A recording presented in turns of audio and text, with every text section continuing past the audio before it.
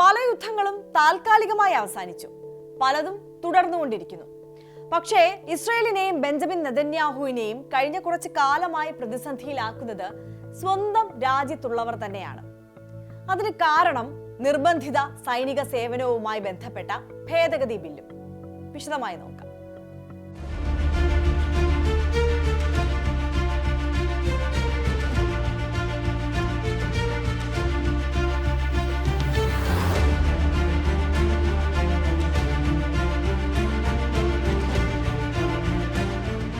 നിർബന്ധിത സൈനിക സേവനത്തിനെതിരെയാണ് ഹരേതികൾ ഇസ്രയേലിൽ പ്രതിഷേധം ഉയർത്തുന്നത്.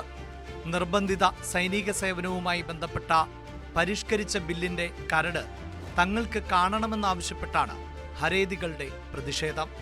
സ്ത്രീകൾ ഉൾപ്പെടെയുള്ള മതേതര ഇസ്രായേലികൾക്കൊപ്പം സെമിനാരി വിദ്യാർത്ഥികളെ സൈനിക യൂണിറ്റുകളിൽ പ്രവേശിപ്പിക്കുന്നത് അവരുടെ മതപരമായ സ്വത്വത്തെ അപകടത്തിലാക്കുമെന്ന് നെതന്യാഹുവിന്റെ സഖ്യത്തിലെ അൾട്രാ ഓർത്തഡോക്സ് നേതാക്കൾ ആശങ്ക പ്രകടിപ്പിച്ച് രംഗത്തുണ്ട്.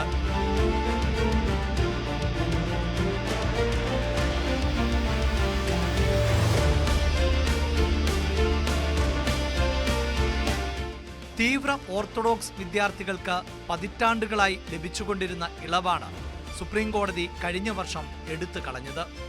മിക്ക ഇസ്രായേലി ജൂതന്മാർക്കും 18 വയസ്സ് മുതൽ 2.5 വർഷത്തിലേറെ സൈനിക സേവനം നിർബന്ധമാണ്.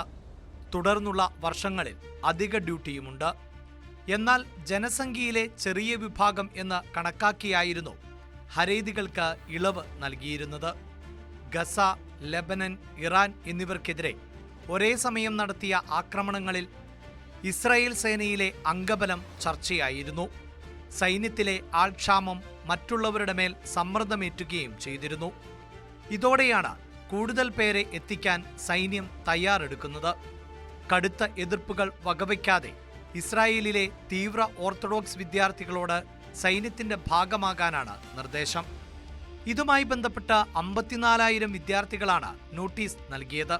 മാത്രമല്ല, നെതന്യാഹു സർക്കാരിൽ ഭാഗമായ 2 തീവ്ര ഓർത്തഡോക്സ് പാർട്ടികൾ നിയമനിർമ്മാണ ശ്രമങ്ങൾ നടത്താനൊരുങ്ങുന്നുവെന്ന റിപ്പോർട്ടുകൾക്ക് പിന്നാലെയുമാണ് സൈന്യത്തിന്റെ നീക്കം. തീവ്ര ഓർത്തഡോക്സ് ജീവിത രീതിയെ ബഹുമാനിക്കുന്ന സാഹചര്യങ്ങൾ ഉറപ്പാക്കുമെന്നും സൈന്യം വ്യക്തമാക്കുന്നുണ്ട്.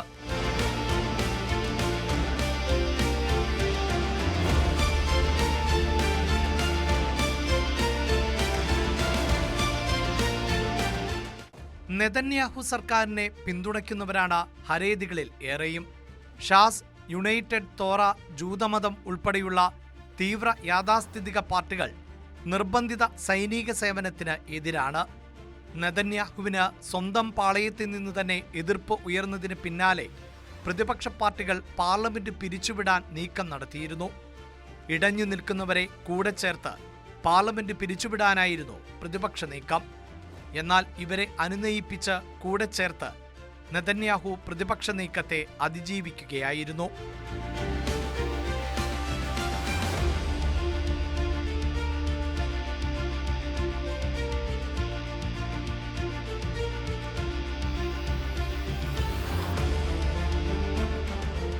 പ്രത്യേക ആചാരാനുഷ്ഠാനങ്ങളുള്ള മതവിഭാഗക്കാരാണ് ഹരേതികൾ.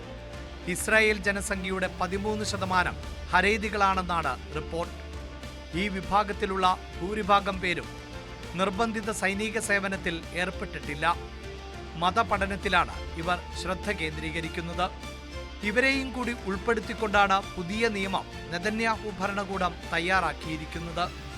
ഇവരെ നിർബന്ധിത സൈനിക സേവനത്തിൽ ഉൾപ്പെടുത്താത്തതിൽ മറ്റൊരു വിഭാഗവും രംഗത്തെത്തിയിട്ടുണ്ട്.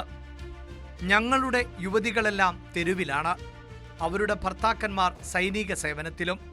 ഹരേതികളെയും നിർബന്ധിത സൈനിക സേവനത്തിൽ ഉൾപ്പെടുത്തണമെന്നാണ് ഈ വിഭാഗത്തിന്റെ ആവശ്യം.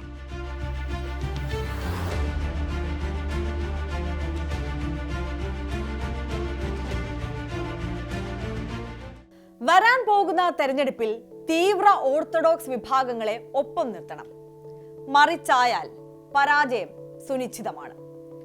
മറ്റൊന്ന്, സൈന്യത്തിലെ ആൾക്ഷാമം പരിഹരിക്കണം. അങ്ങനെ വെല്ലുവിളികൾ ഏറെയുണ്ട് ഇസ്രായേൽ പ്രധാനമന്ത്രി ബെഞ്ചമിൻ നെതന്യാഹുവിന്. ഇവയെല്ലാം മറികടക്കാൻ എന്ത് തന്ത്രമാകും നെതന്യാഹുവിന് മുന്നിലുള്ളത്?